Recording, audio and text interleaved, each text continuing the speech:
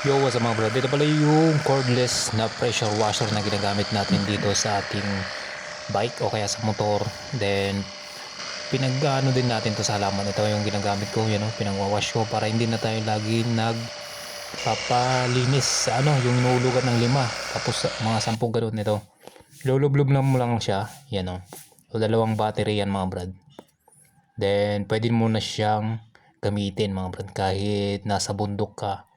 Basta full charge lang po yung dalawang battery na yung kinuha ko para at least malubat yung isa. Meron pa rin tayong isa. Yung tignan nyo yung mga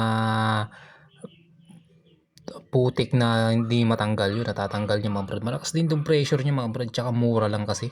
Diba? Affordable tong pressure washer na to. Yung susunod natin to yung motor natin. Pero kakalinis lang kasi natin. Kaya next time na lang siya. Okay, available. Ayun mga brad, dumating na nga yung parcel natin mga brad. Ito galing sa TikTok. So available din to sa Shopee mga brad. Okay. So hindi ko na kayo papahirapan tayo. Ito ay pressure washer mga brad. Dahil eto nga, lagi tayo nagkakarwash sa ating motor. Kahit na lima-lima yun. Kaso kung lima-lima every 3 weeks. So 15 times. So 15 din yung mga brad. Okay. So ito yung kasama yung mga brad. Meron siyang dalawang battery. Kung burara ka, dapat dalawang battery ang kukunin mo.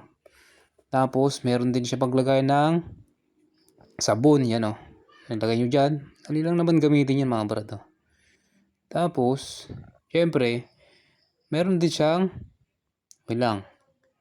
Ito manual mga brad. Manual na bubulol pa ako. Ito yung wire niya ay yung tawag dyan, nozzle ba tawag dyan. Susuksok mo lang yan mga brad, tanggal pa. Yan, first time nata magka pressure washer na. Mura lang to mga brad.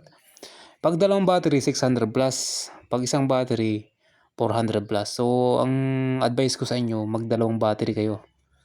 At least pag nawala nyo, meron kayong isa. Yan, may nahanap pa ako dito yung kutsilyo ko. Ito yung ano niya, hose niya, siguro mga mga 15 to 20 meters. Mahaba din siya mga brad. Okay, so pwede nyong dugtungan yan. Mayroon naman yan sa sa ibang nakukuha sa hardware. Assemble lang natin ito mga brad. Yan kayang-kaya yan. Hindi ka nag grade 1, kayang-kaya mo yan mga brad. So nagkamali-kamali pa nga ako dito Hindi ko na binasa. Ang mga Pinoy talaga, hindi binabasa ang manual. Yan ang digit. Yan pasok mo dyan. Tapos sa naman, ito, madali lang yan. Suksok mo lang yan. Di ba? Ganyan lang po kadali. So may filter yan mga bro para hindi siya pasukan ng mga dumi. Okay? Dali lang siya gamitin, di ba? Lulublob natin yan mamaya. Suksok mo lang yan. Di na mahirap gamitin yan. Kasi ito yung nozzle niya. Dalawa yung nozzle niyan. Yung sprinkle. Tsaka yung parang tanggal-tanggal ng putik. Yan. Makita nyo naman yung pag nilabas na yung pag nilagyan na ng tubig. Ayun suksok natin. Yan. Mali-mali pa ata ginawa ko dito kasi yung pamangkin ko ginagalaw tong cellphone ko Yan. Ito yung sprinkle niya mga brad. Ito, suksok mo lang to. Parang ipupush mo ata to Hindi po nga, parang nalilito pa ako. So binasa ko pa yung yung manual mga brad. Yan, hindi ko na binasa yung mahirap dito dali-dali na nga lang, hindi ko pa na sundan. Yun. So after natin ma-assemble, yan, isulublob natin sa tubig mga brad. So kailangan, pwede naman sa batya, kaya sa timba. After na ilublob yan, lumalabas na yung niya, tubig mga brad. Ayan pala yung puti, ganyan yung buga niya mga brad. So pag yan, lilinisan mo na. Depende naman sa'yo kung gusto mo yan o hindi. Yan, okay naman siya, malakas, tamang tama lang.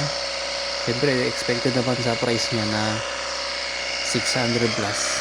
So pwede na sa akin to. Ayun nga, tinatry ko dito kasi may bata tayong makulit dito. Pamangkin ko, tinatry din nila.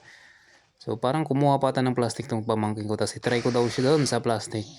Then sa kamay nila, so hindi ko masyado dahil malambot yung kamay ng bata eh. Sa plastic na lang. Alam mo na ano. Okay, dito naman sa labas, tinry ko dito sa halaman ng mother natin.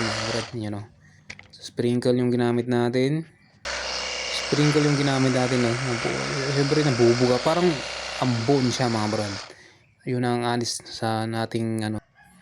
Okay, kung ang budget mo lang is nasa 1,000 plus, 500 plus, yan. Pwede na sa tayo. Siyempre, huwag ka masyadong mag-expect kung pag ganun yung budget mga brad. Ito para sa akin kasi goods na to. Kasi cordless siya. Kailangan ko kasi ng cordless. So, ito yung kinuha ko kahit na medyo mura siya. Yun o. Okay naman. So, depende naman siguro sa paggamit nyo mga brad. Yan, lublob mo lang sa timba. Para ka nga nang naglalaro dito mga brad. Yan, diba? Tuwang-tuwa yung nanay ko. Nakikita niya, dinidiligan ko yung halaman niya. Pang halaman din to mga brad, diba? Although maraming purpose pala to. So, pwede mo rin pampaligo sa mga hayop mo, baboy, baka. Wag lang pusa mga brad, siyempre. Yun lang mga brad. So yung link nito, kung gusto mo order sa baba, okay lang. Kag hindi, okay lang mga brad. Nasa sayo naman yan. Ito yung bike natin, no? Tamang washing lang mga brad. Ano? Yeah, parang tayo naglalaro lang, oh. Di ba? Okay din siya, no? Astig mga brad, yan, oh. Yung pressure niya, tama lang. Nasa, I think siguro, bibigyan ko siya ng 8. Rate ko lang 8 dito. Kasi nga, yung price niya. Then yung motor na next natin na lilinisan yung motor natin. Na ito kasi yung bike natin, kakalinis lang natin kasi yung motor natin. Then kailangan ko din kasi to sa garden ko. Medyo malayo kasi yung tubig. So, tapos yung akyatan ng pagkuhanan ng tubig medyo malayo kaya kailangan ko to pressure washer. So yun lang mga brad. Mabuhay kayo at gusto nyo